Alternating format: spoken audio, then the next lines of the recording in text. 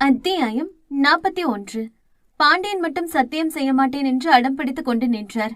ஏப்பா பாண்டியா, ஒன்னாலதான் இன்னைக்கு இவ்வளவு பிரச்சனை போயிட்டு இருக்கு. இப்ப வந்து சத்தியம் பண்ண மாட்டேன்னு அடம் பிடிச்சா என்னப்பா அர்த்தம்? அங்க பாரு, கோவில் நோக்கி எல்லாரும் வர்றாங்க, சீக்கிரம் பண்ணுப்பா என்று சுற்றி இருந்தவர்கள் எல்லாம் கட்டாயப்படுத்த வேறு வழி இல்லாமல் சத்தியம் செய்தார் பாண்டியன். இப்பொழுது காளையன் இதழில் வெற்றி சிரிப்பு வந்து போக அவன் திரும்பி நடந்தான், அவன் நண்பர்களை அழைத்து கொண்டு. பங்கு, என்ன பங்கு நீ? நம்ம தான் இன்னும் அந்த நகையை கண்டுபிடிக்கவே இல்லையே, அப்புறம் எதுக்கு அவங்கள எல்லாம் சத்தியம் பண்ண சொன்ன? புரியாமல் கேட்டான் சென்றாசு. கல்யாணமும் காளையனும் அவனை தனியே இருந்து காட்டுக்குள் அழைத்து சென்று ஒரு பெட்டியை திறந்து நகை எடுத்து சின்ராசு கையில் கொடுக்க, சின்ராசுவோ அப்படி அதிர்ந்து போய் பார்த்தான் அந்த நகைகளை. அம்மன் நகையை தொடுவதெல்லாம் பெரிய விஷயம், அதுவும் அவன் தொடுவது மிக பெரிய விஷயம். ஏனென்றால் அவர்கள் வேறு ஜாதியை சேர்ந்தவர்கள், அந்த கோவிலுக்குள் செல்லக்கூட அனுமதி கிடையாது. அவர்கள் எல்லாம் வெளியே நின்றுதான் சாமியை கும்பிட்டு விட்டு செல்ல வேண்டும். ஆனால் இன்று அந்த அம்மனின் நகையை கையில் தொட்டவனுக்கு கண்கள் இரண்டும் கலங்கி போனது. பங்கு, அவன் கண்களில் இருந்து 2 சொட்டு கண்ணீர் துளி அவன் கன்னத்தை நனைத்தது. இந்த நகையை நீதான் கண்டுபிடிச்ச, அப்படித்தான் இப்ப நம்ம சொல்ல போறோம். வா, நேரம் ஆயிடுச்சு என்று காளையன் அவன் கையை பிடித்தான். கால, இங்க என்ன நடக்குது? நான் அந்த நகையை கண்டுபிடிக்கலையே, அப்ப நான் எப்படி இதை கொண்டு போக முடியும்?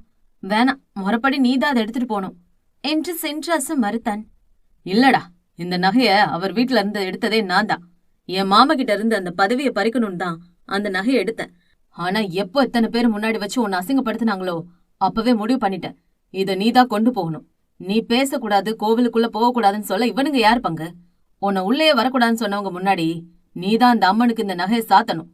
அந்த அம்மன் கூட இப்ப அதை ஏத்துக்குவாடா என்று நண்பன் கையை பிடித்து இழுத்து சென்றான் காளையன். அத்தனை பேரும் நகையை எதிர்பார்த்து காத்திருந்த நேரம் அவர்கள் சற்றும் எதிர்பாராத வகையில் அந்த நகையெல்லாம் எடுத்து கொண்டு வந்தான் சின்ராசு. அவன் பின்னே காளையன் மற்றும் கல்யாணம் நடந்து வந்தார்கள். பாண்டியனுக்கு தெளிவாக புரிந்தது, இது காளையன் வேலைதான் என்றும் தன்னை அசிங்கப்படுத்தவே இவன் இப்படி செய்திருக்கிறான் என்றும். என்னப்பா அது? அங்கிருந்தவர்கள் அதிர்ச்சியாக கேட்டார்கள். சின்ராசு அந்த கோவிலுக்குள் செல்லக்கூடாது என்பது அந்த ஊர் வழக்கம். அப்படிப்பட்டவன் எப்படி அந்த கோவில் தர்மகர்த்தா மற்றும் கோவில் தலைமையாக முடியும்? என்ன, எல்லாரும் வாக்கு கொடுத்தீங்க தானே? சத்திய வேற பண்ணிருக்கீங்க, நகையை கொண்டு வரவன் தான் தர்மகர்த்தா ஆகணும்னு. என் நண்பன் சின்ராஸ் தான் நகையை கொண்டு வந்திருக்கான், அப்ப அவன் தான் தலைமை பொறுப்புக்கு தகுதியானவன். காளையன் கம்பீரமாக சொன்னதை கேட்டு அங்கிருந்தவர்கள் பேச முடியாமல் நின்று கொண்டிருந்தார்கள். மற்ற ஊர்க்காரர்களும் வந்து விட்டார்கள். எல்லாரும் என்ன சொல்றீங்க? கடைசியாக கேட்டான் காளையன். நாங்க அந்த அம்மன் முன்னாடி சத்தியம் பண்ணிருக்கோம், வாக்கு மீற முடியாது. அதனால நாங்க சொன்ன மாதிரி சின்ராசுவே இனி தர்மகர்த்தாவா இருக்கட்டும் என்று ஊர் பெரிய தலைக்கட்டுகள் எல்லாம் சேர்ந்து முடிவெடுக்க, பாண்டியன் முகத்திலும் ராமையா முகத்திலும் அத்தனை வன்மம் இருந்தது. இருவரின் முகத்திலும் செருப்பை சாணியில் முக்கி அடித்தார் போல செய்து விட்டான் காளையன். அப்புறம் என்ன, இது வரைக்கும் பிறந்ததுல இருந்து அந்த கோவிலுக்குள்ள கால் வைக்காத சின்ராசு முதல் முறையா அந்த அம்மன் நகையை கையில எடுத்துக்கிட்டு அந்த கோவில் உள்ள சன்னிதானம் நோக்கி கண்கள்ல கண்ணீரோடு நடந்தான். அவன் கையால அம்மனுக்கு நகையும் சாத்தப்பட்டு காப்பு கட்டும் வச்சாச்சு.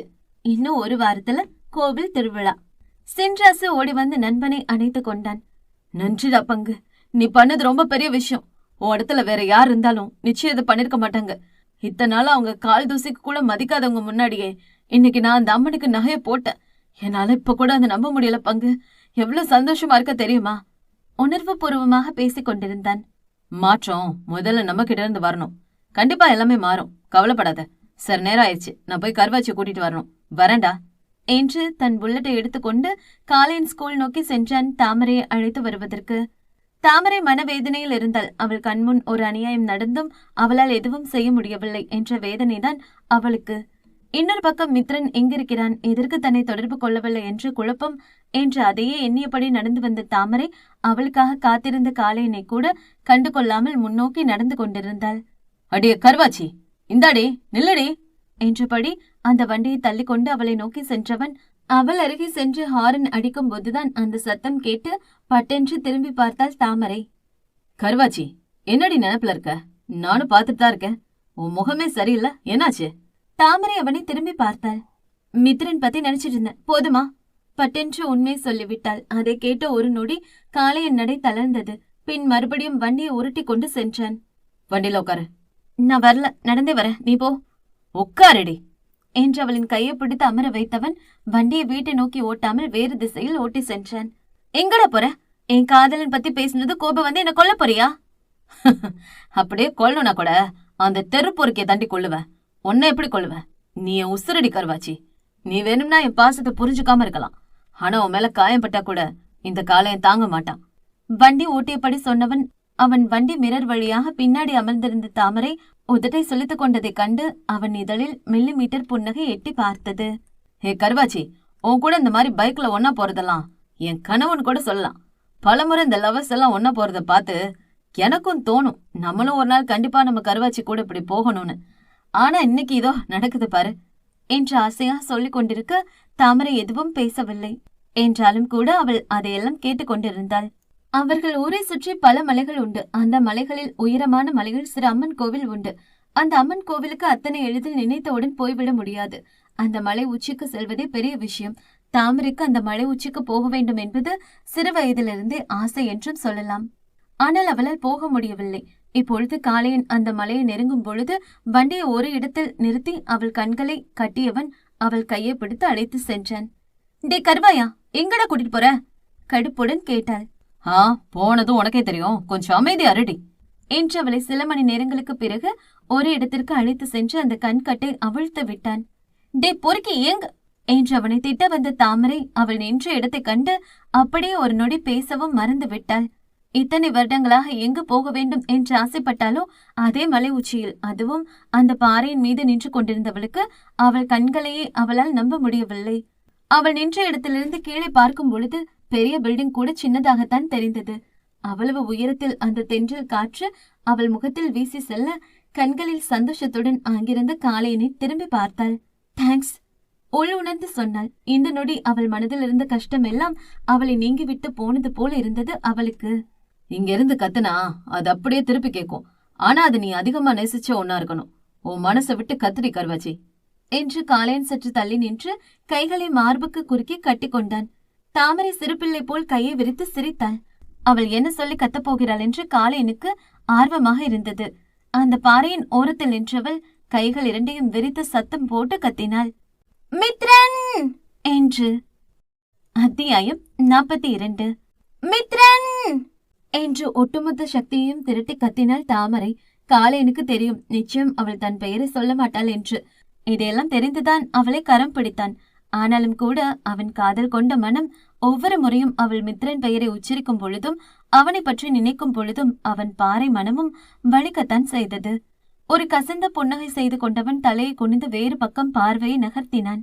தாமரை ஆர்வமாக எதிர்பார்த்தாள் அவள் சொன்னது போல திரும்பி கேட்கும் என்று. ஆனால் அது எதிரொலிக்கவில்லை. டே கருவாயா, என்கிட்ட போய் சொல்றியா? என்னமோ இங்கிருந்து கத்துனா கேட்கும்னு சொன்ன. அவள் இடுப்பில் கையை வைத்து சிறுபிள்ளை போல சண்டைக்கு வர காளையன் சிறு புன்னகையுடன் அவள் அருகே வந்தான். உண்மையை தாண்டி சொல்றேன் கருவாச்சி, இது இப்போ இல்ல, அந்த காலத்துல இருந்து நம்ப படுற விஷயம். இங்க இருந்து நம்ம அடி மனசுல என்ன இருக்கோ அது சொல்லி கத்துனா நிச்சயம் அது நமக்கு கேட்கும். ஏன் அடி மனசுல மித்ரன் தான் இருக்கான், ஆனா எனக்கு ஏன் திரும்பி கேட்கல? கட்டிய கணவனிடம் கேட்பதா இது? கேக்குண்டே. சரி எங்க, அப்போ நீ கத்து கேக்குதான்னு பாப்போம். கேக்குண்டே. அதான் கத்துன்னு சொல்றல்ல, அப்போ பாப்போம். சரி இந்த பக்கம் வா என்றவன் அந்த பாறையின் முனையில் போய் நின்றான். ஒரு முறை தாமரையை திரும்பி பார்த்தவன் பின் திரும்பி கண்களை மூடி கைகளை விரித்து அவன் மனதிலிருந்து கத்தினான். செந்தாமர என்று. தாமரை அப்படியே அதிர்ச்சியாகி திரும்பி பார்த்தாள். அவளுக்கு தெரிந்து அவன் இதுவரை அவள் பெயரை சொல்லி அழைத்தது கிடையாது. முதல் முறை அவன் வாயால் அவள் பெயரை கேட்கிறாள். அதைவிட பெரிய அதிர்ச்சி அவன் சொன்னது போல இப்பொழுது அந்த பெயர் மறுபடியும் திரும்பி ஒலித்தது. தாமர என்று அந்த சத்தம் இவர்களுக்கு திரும்பி கேட்டது. காளையன் சிறு சிரிப்புடன் அவளை பார்த்து புருவம் உயர்த்தினான். எப்படி கேட்டுச்சா என்பது போல். தாமரை தலையை வேறு பக்கம் திருப்பிக் கொண்டாள். அவளுக்குள் ஏதோ ஒரு புதுவித உணர்வு ஏற்பட்டதை அவளால் உணர முடிந்தது. ஒருவேளை அவன் தன் பெயரை சொன்னதனாலா இல்லை சத்தம் திரும்பி ஒலித்ததாலா என்று தெரியவில்லை. நான் நம்ப மாட்டேன், அது நீ சத்தமா கத்துன, அதனால்தான் கேட்டுச்சு. அவள் மறுப்பாக தலை அசைத்தாள். அப்படியா, அப்ப வேற பேரை சொல்லு. ஆனா இப்பவும் சொல்றேன், உன் அடி மனசுல எது ஆழமா இருக்கோ அதை உணர்ந்து சொல்லும் போது மட்டும்தான் அது எதிரொலிக்கும். இது கட்டுக்கதை, இப்ப பாரு சொல்றேன் என்றவள் முதலில் அவள் தந்தை பெயரை சொன்னாள். பின் அவள் அன்னை பெயரை சொன்னாள். அதெல்லாம் அந்த அளவு எதிரொலிக்கவில்லை. காளை சிரித்தான். இப்ப எதுக்குடா பல்ல காட்டுற? இப்ப உன் பெயரை சொல்ற, அதுவும் இப்படிதான் கேட்காது என்று அவள் அவன் பெயரை சத்தம் போட்டு முதல் முறை சொன்னாள். காளையா என்று. சொல்லிட்டேன், கேக்குதா என்றவள் சொல்லி முடிக்கவில்லை. அடுத்த நொடி அவள் காதை தீண்டி சென்றது அவளின் குரலில் அந்த எதிரொலி சத்தம். காளையா, காளையா என்பது போல். தாமரை அதிர்ச்சியுடன் திரும்பி பார்க்க காளையனும் அதிர்ச்சியுடன் தான் கேட்டான். அவன் கூட இதை எதிர்பார்க்கவில்லை. தாமரைக்கு ஒரு மாதிரி ஆக்வர்டாக இருந்தது. அதனால் ஒரு மாதிரி முகத்தை திருப்பிக் கொண்டாள். அது நான் நான் உன்னை மனசளவுல ரொம்ப வெறுக்கிறேன், அதனால கூட அது அப்படி கேட்டிருக்கோம். சரி வா, வேற பக்கம் போலாம் என்று அந்த பக்கம் அவள் கால் எடுத்து வைக்கும் பொழுது திடீரென்று காலிடறி பாறையில் விழுக போனவளை அப்படியே இடையோடு சேர்த்து அணைத்து தாங்கி பிடித்தான் காளையன். அவள் இடையில் அவனின் 5 விரல்களும் அழுத்தமாய் படிந்திருக்க திடீரென்று ஒரு உணர்வு இருவருக்கும் இடையே. இருவரின் விழிகளும் ஒன்றாய் சங்கமிக்க பட்டென்று அவன் கைகளிலிருந்து விலகி நின்றாள் தாமரை. தேங்க்ஸ் என்றவள் வேகமாக அந்த பாறையிலிருந்து விலகி நடந்தாள். அவன் இதழில் ஒரு மில்லிமீட்டர் புன்னகை எட்டி பார்த்துவிட்டு செல்ல அவனும் அவளை பின்தொடர்ந்து சென்றான். இருவரும் அங்கிருந்து சின்ன அம்மன் கோவிலுக்கு சென்றார்கள். இதெல்லாம் எனக்கு எவ்வளவு நாள் ஆசை தெரியுமா? கடைசி வரைக்கும் இங்க வரவே முடியாதுன்னு நினைச்சேன். இந்த அம்மன் ரொம்ப சக்தி வாய்ந்த அம்மன். இங்க எதை வேண்டுனாலும் அப்படியே கிடைக்கும்னு சொல்வாங்க. நான் இப்ப ப்ரே பண்ணிக்க போறேன். கையை எடுத்து வேண்டிக் கொண்டாள் தாமரை. கடவுளே, என் மித்திரனுக்கு எதுவும் ஆகக்கூடாது. என் மனசுல இருக்கவன் கூட என்ன சேர்த்து வை என்றவள் இன்னும் சிலவற்றை பிரார்த்தனை செய்து கொண்டு திரும்பி பார்த்தவள் காளையன் பிரார்த்தனை செய்யாமல் அமைதியாக நிற்பதைக் கண்டு குழப்பமாக அவனை திரும்பி பார்த்தாள். நீ எதுவும் வேண்டிக்கலையா? காளையன் சிரித்தான். நான் வேண்டினாலும் அது எனக்கு கிடைக்காது. அப்புறம் எதுக்கு வேண்டணும்? அவன் கசந்த புன்னகையுடன் சொன்னான். எது கிடைக்காது? அதெல்லாம் கிடைக்கும். அப்படி என்ன வேண்ட போற? சொன்னா திட்டுவ, வேணாம். அதெல்லாம் திட்டமாட்டேன், சொல்லிடா கருவாயா. நீ எனக்குன்னு கடைசி வரைக்கும் என் கூட இருக்கணும். என்ன விரும்பணும்னு கேட்பேன். அது கிடைக்குமா என்ன? அவள் கண்களை விட்டு பார்வையை நகர்த்தாமல் கேட்டவனைக் கண்டு தாமரை அமைதியானாள். என்ன, ஏதாவது திட்டுவியே, திட்டலையா? தாமரை அமைதியாக இருந்தாள். சரி, நீ சொல்லு, என்ன வேண்டிக்கிட்ட என்றவன் அங்கிருந்த காட்டுப்பழங்கள் சிலவற்றை பறித்து வந்து அவளிடம் கொடுத்தான். என் மித்திரனுக்கு எதுவும் ஆகக்கூடாது. அப்புறம் என் மனசுல இருக்கவன் கூட என்ன சேர்த்து வை என்று அவள் பாட்டுக்கு பேசிக் கொண்டிருக்க அவன் முகம் மாறியது. ஆனாலும் அமைதியாக அந்த பழத்தின் தோலை உரித்து அவளிடம் நீட்டினான். அப்புறம் என்றவள் அவன் முகம் பார்த்தாள். என்ன, உன் லவர் கூட நானே சேர்த்து வைக்கணும்னு வேண்டினியா என்ன? நக்கலாக கேட்டவன் அவள் வாயில் அந்த பழத்தை திணித்தான். அவனை பார்த்து முறைத்தவளோ இல்லை என்று தலையை ஆட்டினாள். அப்புறம்? இல்ல, இனிமே நீ குடிக்க கூடாது, வேற போதையும் எடுத்துக்க கூடாதுன்னு வேண்டின. நடக்குமான்னு தெரியல, ஆனாலும் சும்மா வேண்டிக்கிட்டேன் என்று வேடிக்கை பார்த்தபடி அவள் சாதாரணமாக சொல்ல காளையன் செய்த வேலையை விட்டு மெல்ல நிமிர்ந்து அவளை பார்த்தான். அவனிடமிருந்து எந்த பதிலும் வராமல் போகவே தாமரை மெல்ல அவன் பக்கம் திரும்பி பார்த்தாள். என்ன, உண்மையாவே நீ அதை வேண்டுனியா? ஆமா. காளையன் கழுத்தை அங்கும் இங்கும் திருப்பினான். என் மேலே உனக்கு கொஞ்சம் அக்கறை இருக்குல்லடி? ஒரு மாதிரி ஏக்கமாக கேட்டான். அப்படிலாம் ஒன்னும் இல்ல, அத்தான் இன்னைக்கு வருத்தப்பட்டாங்க, அதனால்தான். மத்தபடி உன் மேல எனக்கு என்ன அக்கறை? அவள் இல்லை என்று சொன்னாலும் அவனுக்கு தெரியும், நிச்சயம் அவளுக்கு தன் மீது அக்கறை இருக்கிறது என்று. என் தாமரை முதல் முறையா எனக்காக வேண்டியிருக்கா. அப்ப நிச்சயம் அதை நான் யாருக்காக இல்லைனாலும் அவளுக்காக செய்வேன். இனிமே இந்த காளையன் குடிக்க மாட்டாண்டி. அந்த பழத்தை அமுக்கிக் கொண்டிருந்தவள் ஷாக்குடன் நிமிர்ந்து பார்த்தாள். உண்மையாவா? இல்ல சும்மா அடிச்சு வர்றியா? அட நிஜமா தாண்டி. நான் எதுக்கு போய் சொல்ல போறேன்? உன் மேல சத்தியமா இனிமே இந்த காளையன் குடிக்க மாட்டான். ஆஹா, நான் கூட உனக்காக வேண்டிக்கிறேன்.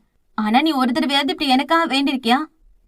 ஆம்பளைங்களே இப்படிதான் என்று இருவரும் முதல் முறையாக நீண்ட நேரமாக சிறுவயது கைதை முதல் ஏதோ எல்லாம் பேசினார்கள்.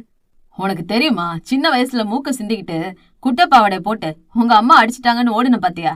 அது இப்ப நினைச்சாலும் சிரிப்பா இருக்குடி என்றவன் அவளை கலாய்க்க தாமரை அவனை கலாய்க்க என்று நேரம் போனதே தெரியாமல் இருவரும் நீண்ட நேரமாக பேசிக் கொண்டிருந்தவர்கள் இருட்டாகும் பொழுதுதான் அதை உணர்ந்தார்கள்.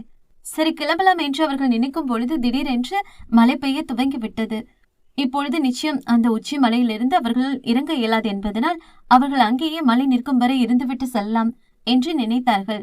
ஆனால் பரிதாபம், அவர்களுக்கு தங்க எந்த இடமும் கிடைக்காமல் போகும் பொழுதுதான் அந்த பக்கம் ஒரு குகை மட்டும் இருப்பதை கவனித்தார்கள் இருவரும். அத்தியாயம் 43. இப்படி திடீரென மழை வரும் என்று அவர்கள் கொஞ்சம் கூட நினைக்கவே இல்லை. ஆனால் நல்ல வேளையாக அங்கே ஒரு குகை இருந்தது. அவர்களுக்கு வசதியாக போனது. ஆனால் மழையினால் இருவருமே தொப் தொப் என்று நனைந்து விட்டார்கள். அதில் தாமரைக்கு ஒரு கட்டத்தில் குளிரெடுக்க துவங்கியது. அவள் உடல் நடுங்கிக் கொண்டிருந்தாள். அவள் நிலையை புரிந்து கொண்டவன் அவசரமாக அவன் போன் லைட் மூலமாக அங்கிருந்த குகைக்குள் சென்று சில காய்ந்த விறகுகளை எடுத்து வந்து அதை வைத்து அவனிடம் இருந்த லைட்டர் மூலமாக அந்த விறகுகளை பற்ற வைத்து தீ மூட்டினான். என்று இரும துவங்கிவிட்டாள் தாமரை. தாமரை, இங்க வா என்று அவளை அந்த நெருப்பின் அருகே அமர வைத்தான் காளை. ஆனாலும் அவள் மழையில் நனைந்து விட்டாள் என்பதனால் அவளுக்கு குளிர் வாட்டியது. சேலை வேறு ஈரமாக இருந்ததனால் அது இன்னும் அவளுக்கு குளிரை கொடுத்தது. கருவாச்சி, சேலை கழட்டி அந்த பக்கம் காயப்போடு. தாமரை அவனை மெல்ல திரும்பி முறைத்து பார்த்தாள். பொறுக்கி. அடியே, எனக்கு அந்த மாதிரி எந்த எண்ணமும் கிடையாது. நான் உனக்கு அதாண்டி சொன்னேன், காயப்போடு. தாமரை முதலில் முறைத்தாலும் இருக்கும் குளிரில் இன்னும் ஈரமான சேலை கட்டியிருப்பது அவளுக்குத்தான் கஷ்டம். அதனால் அந்த சேலையை கழட்டி அவனிடம் கொடுத்தாள். காலை அந்த சேலையை வாங்கி பிழிந்து காய போட்டான். பின் அவன் சட்டையையும் பிழிந்து காய போட்டு வந்தான். தாமரை காலை மடக்கி குறுகி அமர்ந்திருந்தாள். அவன் முன் இப்படி இருப்பது அவளுக்கு ஒரு விதமான உணர்வை கொடுத்தது. அவன் தன்னை தவறான நோக்கத்தோடு பார்ப்பானோ, அவன் தன்னிடம் அத்துமீறி விடுவானோ என ஒரு பெண்ணாக அவளுக்குள் சிறு பயம் இருக்கத்தான் செய்தது. அதனால் ஒரு மாதிரி நடுங்கியபடி அமர்ந்திருந்தவள் அடிக்கடி அவன் தன்னை பார்க்கிறானா என்று பார்த்து கொண்டாள். ஆனால் அவள் நினைத்தது போல காளையன் அவளை தவறான நோக்கத்தோடு பார்க்கவில்லை. அவனோ அவளுக்கு குளிர் போக வேண்டும் என்று தீயை அதிகமாக எரித்தான். அத்துடன் அங்கு சாப்பிட ஏதாவது கிடைக்குமா என்று தேடிக்கொண்டிருந்தவன் அந்த குகைக்கு வெளியே ஒரு கொய்யா மரமும் கிளா பழமும் பழுத்திருந்ததை கவனித்து மழையில் நனைத்து கொண்டே அவளுக்கு அதை பறித்து வந்து கொடுத்தான். ஆனால் அவளுக்கு இருக்கும் குளிருக்கு அவளால் அதை சாப்பிட முடியாது. ஒரு மாதிரி நடுங்கி போய் அமர்ந்திருந்தவளின் பற்கள் கூட நடுங்கியது. கருவாச்சி, கருவாச்சி. காளையன் அவள் அருகே வந்து அவள் பாதங்களை தேய்த்து விட்டான். அவள் உள்ளங்கையை அழுத்தி தேய்த்து விட்டான். அவளுக்கு குளிர் பொறுக்க முடியாமல் போகவே என்ன நினைத்தாளோ தாமரை காளையனை தாவி அணைத்து கொண்டாள். காளையன் ஒரு நொடி அதிர்ந்த போதும் அவள் உடல் கதகதப்பாக மட்டுமே அவனை அணைத்து கொண்டாள் என்று புரிந்து கொண்டவன் அவளின் கைகளை தேய்த்து கொண்டே இருந்தான். ஒரு கட்டத்தில் அவன் உடல் தந்த கதகதப்பில் அப்படியே உறங்கி போனவள் மெல்ல கண் விழித்து பார்க்க காளையன் அந்த பாறையில் தலையை மட்டும் சாய்த்து அமர்ந்த நிலையில் உறங்கிக் கொண்டிருந்தான். அவளோ அவன் மடியில் அவனை அணைத்தபடி உறங்கிக் கொண்டிருந்தாள் போலும். ஒருவேளை அவன் தன்னிடம் அத்துமீறி இருப்பானோ என ஒரு நொடி பயந்து போனவளுக்கு அவன் கைகள் கூட அவளை தொடாமல் விலகி இருந்ததைக் கண்டு அவளை தவறாக புரிந்து கொண்டோம் என புரிந்தது. அவள் குளிரில் அவனை அணைக்கும் போது கூட அவன் கைகள் அவளை அணைக்கவில்லை என்பதை அந்த நிலையிலும் அவள் உணர்ந்துதான் இருந்தாள். அதை நினைத்து பார்த்தவள் உறங்கிக் கொண்டிருந்த காளையனை கண்டு மெல்ல புன்முறுவல் செய்தாள். யாரும் இல்லாத தனிமையான இடம், குளிர்காலம், இரவு நேரம், ஜோவென்று மழை, அரைக்குறை ஆடையில் கட்டிய மனைவி, நெருப்பின் கதகதப்பு, அதுவும் கட்டிய மனைவியே தாவி அணைத்த போதும் நிச்சயம் அவனிடத்தில் யாராக இருந்தாலும் அவளிடம் உரிமை எடுத்து அத்துமீறி இருப்பார்கள். ஆனால் இத்தனை வாய்ப்புகள் இருந்தும் ஏன் அவனின் சுண்டு விரல் கூட என் மீது தவறாக படவில்லை? யார் நீ? நான் உன்னை பற்றி எண்ணி அனைத்தும் ஏன் தவறென்று உணர வைத்து தவிடு பொடியாக்கி கொண்டிருக்கிறாய்? நீ நடிக்கிறாயா? இல்லை நான் உன்னை தவறாக நினைத்து கற்பனை கோட்டை கட்டி வைத்திருந்தேனா என்று அவளுக்கு புரியவே இல்லை. காளையன் எழுந்து கொள்ளும் முன் அவள் சேலை எடுத்து மாற்றிக் கொண்டவள் அவன் கண் விழிக்கும் வரை காத்திருந்தாள். அவன் கண் விழித்ததும் முதலில் கண்டது அந்த சூரிய ஒளி முகத்தில் பட அந்த குகையின் வெளிச்சத்தில் காலை மடக்கி அமர்ந்திருந்த மனைவியைத்தான். ஒப்பனை இல்லாத போதும் அந்த இயற்கையான அழகை இன்னும் மெருகூட்டுவது போல அந்த சூரிய ஒளி இன்னும் அவளை மெருகூட்டி கொண்டிருந்தது. காளையன் இரவை பற்றி நினைத்து பார்த்தான். எந்த ஒரு ஆணாக இருந்தாலும், அதுவும் காதலிக்கும் பெண்ணை இத்தனை அருகே இப்படி ஒரு நிலையில் வைத்துக் கொண்டு எதுவும் செய்யாமல் இருப்பது கொடுமையிலும் கொடுமை. அதுவும் தாமரை அவனை தாவி அணைத்த போது காளைய நிலையை வார்த்தையால் விவரிக்க முடியாது. ஆனால் அப்பொழுது அவன் மனதில் தோன்றியது ஒன்றுதான். காதலிக்கும் பெண்ணாக இருந்தாலும் கட்டிய மனைவியாக இருந்தாலும் சரி, அவர்கள் சம்மதம் இல்லாமல் அவர்களை தொடுவது ஒரு ஆணுக்கு அழகு இல்லை. அவளின் நிலையை பயன்படுத்தி அவன் அவளிடம் தவறாக நடந்திருந்தால் அவனை விட கேவலமான ஒருத்தன் இந்த பூமியில் இருக்க முடியாது. அதனால்தான் கடைசி வரை அவன் கைகள் அவள் மீது தவறாகவே படவில்லை. காளையன் கண்முழித்து விட்டான் என்று தெரிந்ததும் பின் இருவருமே பேசியபடி அவர்கள் பைக்கை நிப்பாட்டி இருந்த இடத்திற்கு வந்தார்கள். நல்ல வேளை பைக்கை யாரும் எடுக்கல, நான் கூட யாராவது எடுத்துட்டு போயிருவாங்கன்னு நினைச்சேன். முனங்கி கொண்டாள் தாமரை. இந்த காளையன் வண்டி மேல கை வைக்கிற தைரியம் யாருக்கும் இல்ல என்றபடி வண்டியை ஸ்டார்ட் செய்தான் காளையன். மோகனா சொன்னா கோவில் தர்மகர்த்தா இப்ப சின்ராஸ் அண்ணன் தான் போல. ஆமாடி கருவாச்சி. நீ ஆகல, அத நீதான் அவர்கிட்ட குடுத்தியாமே. காளையன் அதிர்ச்சியாக திரும்பி பார்த்தான். எப்படி உனக்கு தெரியும்? அது காலையில போர் அடிக்குதுன்னு உன் போனை சும்மா எடுத்து பார்த்தேன். அப்ப சின்ராஸ் அண்ணா SMS பண்ணியிருந்ததை பார்த்துட்டேன் என்று பல்லை காட்டியவளை கண்டு சிறு முறைப்பை கொடுத்தான் காளையன். திருட்டுத்தனமா போன் எடுத்து பாத்துருக்கிற திருடி. ஏய், யாரு திருடி? டங்குன்னு எஸ்எம்எஸ் வந்துச்சு, அதான் என்னன்னு பார்த்தேன். அப்பதான் இன்னொரு விஷயமும் பார்த்தேன். என்னது? யார் அந்த நேஹா? காளையன் வண்டியை நிறுத்தினான். அவளை உனக்கு எப்படி தெரியும்? இல்ல, சும்மா வாட்ஸ்அப் பார்க்கும்போது கவனிச்சேன். அந்த பேர் இருந்தது.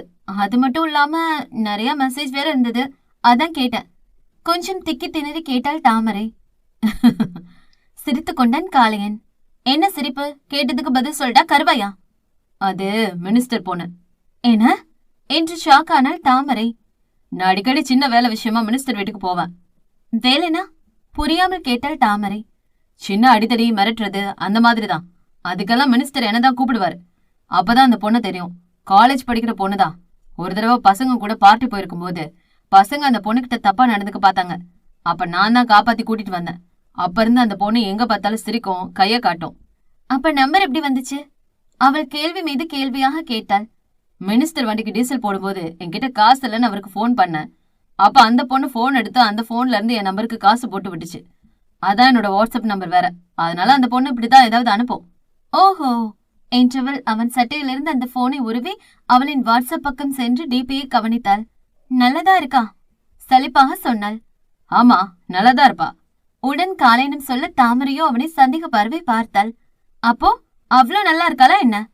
ஏனோ தெரியவில்லை, அவளிடம் சிறு அல்ல கொஞ்சம் அதிகமாகவே பொறாமை எட்டி பார்த்தது.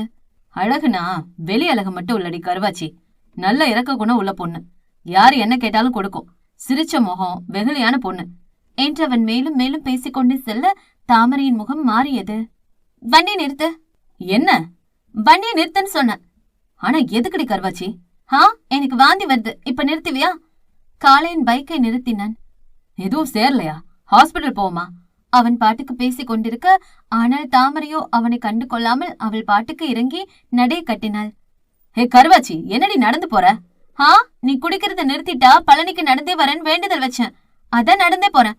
பொடா கஞ்சா குடிக்கி என்று அவனை ஏசி விட்டு அவள் பாட்டுக்கு நடக்க காலை மெல்ல சிரித்து கொண்டான். அவனுக்கும் தெரிந்தது அந்த நேஹா பற்றி பேசியதால் அவளுக்கு கோபம் வந்துவிட்டது என்று. ஆனால் அதுவும் அவனுக்கு பிடிக்கத்தான் செய்தது. கோபம் கூட சில இடத்தில் ரசிக்கக்கூடிய ஒன்றுதான். அதுவும் பிடித்தவர்களிடம் அது இன்னும் அழகானது. அத்தியாயம் 44. இதுவரை சின்ராசுவை அந்த ஊரில் ஒரு மனுஷனாக கூட மதிப்பது இல்லை. அவனை மட்டுமல்ல, அவர்கள் ஜாதிக்காரர்களை எவ்வளவு பெரிய ஆளாக இருந்தாலும் மதிக்க மாட்டார்கள். அவர்களுக்கு அனைத்திலும் 2ஆம் பட்சம்தான். கோவிலுக்குள் வர அனுமதி இல்லை. அவர்கள் வீட்டு நல்லது கேட்டதற்கு இவர்கள் யாரும் வரமாட்டார்கள். சின்ராசுவை சேர்ந்தவர்கள் இவர்கள் வீட்டு நல்லதுக்கு வந்தால் கூட அவர்கள் கடைசி பந்தியில் அமர்ந்து அத்தனை வேலையும் செய்துவிட்டுதான் போக வேண்டும். நடக்கும் தெருவில் கூட இவர்களே ஒதுங்கி போக வேண்டும். அதையும் மீறி ஏதாவது அவர்கள் உரிமை குரல் கொடுத்தால் குடிக்கும் தண்ணியில் எதையாவது கலந்து அதை குடித்தே ஆக வேண்டும் என்று அவர்களை கட்டாயப்படுத்துவார்கள். இது அங்கு மட்டுமல்ல, பல இடங்களில் இப்படித்தான் நடக்கிறது. இது போல கொடுமைகளை எதிர்க்கும் தைரியம் யாருக்கும் இருப்பது இல்லை. அப்படி தைரியம் வந்து தட்டி கேட்டாலும் அவர்கள் அதற்கு மேல் இருப்பது இல்லை. இந்த கோவிலுக்குள் வரக்கூட அனுமதி கிடைக்காத நாட்கள் எத்தனையோ. ஆனால் இன்று கோவில் கணக்கு வழக்குகளை எல்லாம் சின்ராசு பார்க்க துவங்கிவிட்டான். அவனுக்கு அந்த வேலையின் மீது எத்தனை மதிப்பு இருந்தால் அவன் குடிப்பழக்கத்தை கூட இதனால் விட்டுவிட்டான். இன்னொரு பக்கம் காளையனும் தாமரைக்கு செய்து கொடுத்த சத்தியத்தால் அவனும் குடிப்பழக்கத்தை விட்டுவிட கல்யாணம்தான் இருவரையும் வினோதமாக பார்த்தான். என்னடா நடக்குதுங்க? நான் பாக்குறதெல்லாம் நிஜம்தானா இல்ல கனவுல இருக்கேனா? உலகமே அழிஞ்சாலும் திருந்தாத 2 ஜீவா பொசுக்குன்னு திருந்துட்டான்னு சொன்னா நம்ப முடியலையே. திருந்தினாலும் கொஞ்சம் சொல்லிட்டு திருந்துங்கடா, நாடு தாங்காது. சரி, அவன் தான் பொண்டாட்டிக்கு சத்தியம் பண்ணி கொடுத்திருக்கான், உனக்கு என்னடா வந்தது என்றபடி கல்யாணம் சின்ராசுவை கொஞ்சம் வினோதமாக பார்த்தான். டேய், கோவில் பதவி இருக்கும்போது குடிப்பழக்கம்லாம் இருக்கக்கூடாது பங்கு. அடேங்கப்பா, பொசுக்கு பொசுக்கு நல்லவனா மாறிடுறானுங்க என்று மூவரும் அந்த கோவில் பக்கம் திருவிழா வேலைகளை பார்த்து கொண்டிருக்கும் பொழுது மாமா என்று சத்தத்துடன் ஓடி வந்தால் பூவு. இதோ வந்துட்டாயா, வாயாடி. ஏண்டி, நீ மட்டும் எப்படி ஆளுக்கு முன்னாடி ஸ்கூல் விட்டு வர? ஒருவேளை ஸ்கூல் போறேன்னு வீட்டுல சொல்லிட்டு எங்கேயாவது சுத்திட்டு வரியா என்ன? சந்தேகமாய் கேட்டான் கல்யாணம். அப்படிலாம் இல்ல, எனக்கு எக்ஸாம், அதான் சீக்கிரம் வந்துட்டேன். இன்னும் ஒரு எக்ஸாம் மட்டும்தான், அதுக்கப்புறம் திருவிழா வரைக்கும் லீவு தான். அந்த சிறுமி முகமெங்கும் புன்னகையுடன் சொன்னவள் காளையனுக்கு மட்டும் ஆரஞ்சு மிட்டாயை நீட்டினாள். எடுத்துக்கோ மாமா, உனக்கு தான் வாங்கிட்டு வந்தேன். ஏண்டி, அதன உன் மாமனுக்கு மட்டும் சாக்லேட் கொடுக்குற? நான் உனக்கு அண்ணன் முறை, எனக்கு கொடுக்க மாட்டியா? கல்யாணம் சிறு மிரட்டலுடன் கேட்டான். நான் காளைய மாமாக்கு மட்டும்தான் கொடுப்பேன், காவாலி பயலுக்கெல்லாம் கொடுக்க மாட்டேன் என்று அவள் அங்கிருந்து ஓடிவிட்டாள். அடிங்க, வாடி உன்னை அடுத்த தடவை பாத்துக்கிறேன் என்று சிறு மிரட்டுடன் சிரித்துக் கொண்டவனுக்கு தெரியவில்லை இனி அவர்கள் அவளை பார்க்கவே போவதில்லை என்று. பாவம் நல்ல புள்ள. பூவு அம்மா அவளைத்தான் நம்பி இருக்காங்க. புருஷன் இழந்துட்டு இப்போ ஒத்த பிள்ளைய மட்டும்தான் காத்துட்டு கிடக்குது. எப்படியாவது இவள பெரிய படிப்பு படிக்க வைக்கணும். டாக்டர் ஆகணுமா, ஆக்கி பொண்ணுண்டா என்று பூவு ஓடிய திசையை பார்த்து சொல்லிக் கொண்டான் காளையன். சின்ராசுவுடன் திருவிழா வேலைகளை பார்த்து கொண்டிருந்தார்கள் மூவரும். ஒரு பக்கம் கும்மியடி, சொந்த பந்தம் வருகை என்று ஊரை கொஞ்சம் களை கட்டியது.